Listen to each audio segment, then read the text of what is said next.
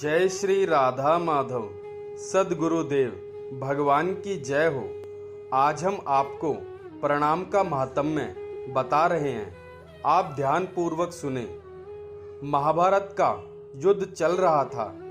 एक दिन दुर्योधन के व्यंग से आहत होकर भीष्म पितामह घोषणा कर देते हैं कि मैं कल पांडवों का वध कर दूंगा। उनकी घोषणा का पता चलते ही पांडवों के शिविर में बेचैनी बढ़ जाती है।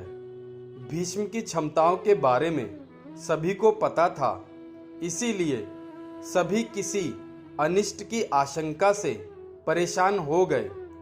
तब श्री कृष्ण ने द्रौपदी से कहा, अभी मेरे साथ चलो।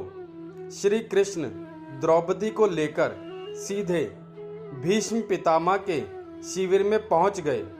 शिविर के बाहर खड़े होकर उन्होंने द्रौपदी से कहा कि अंदर जाकर पितामह को प्रणाम करो। द्रौपदी ने अंदर जाकर पितामह भीष्म को प्रणाम किया तो उन्होंने अखंड सौभाग्यवती भवा का आशीर्वाद दे दिया।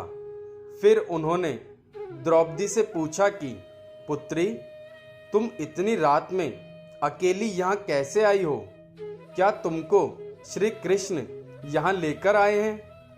तब द्रौपदी ने कहा कि हाँ, और वे कक्ष के बाहर खड़े हैं। तब भीष्म भी कक्ष के बाहर आ गए और दोनों ने एक दूसरे से प्रणाम किया।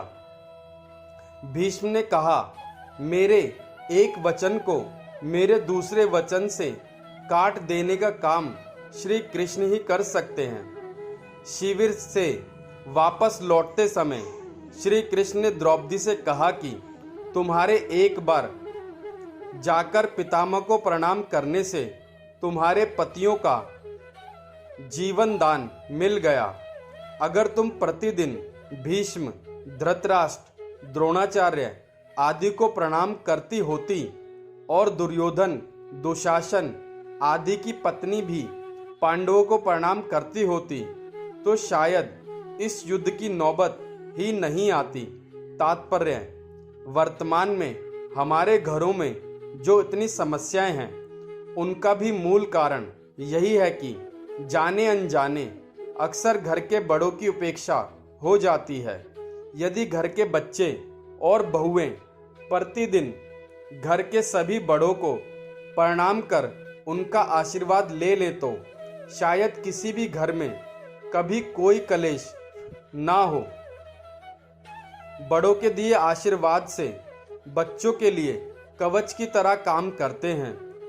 उनको कोई अस्त्र नहीं भेज सकता। निवेदन, सभी इस संस्कृति को सुनिश्चित कर नियमबद्ध करें तो घर स्वर्ग बन जाएगा, क्योंकि प्रणाम प्रेम है, प्रणाम अनुशासन है, प्रणाम शीतलता है, प्रणाम आदर सिखाता है, प्रणाम से सुविचार आते हैं, प्रणाम झुकना सिखाता है, प्रणाम क्रोध मिटाता है, प्रणाम आंसू धो देता है, प्रणाम अहंकार मिटाता है, प्रणाम हमारी संस्कृति है। सबको प्रणाम। जय श्री राधा माधव।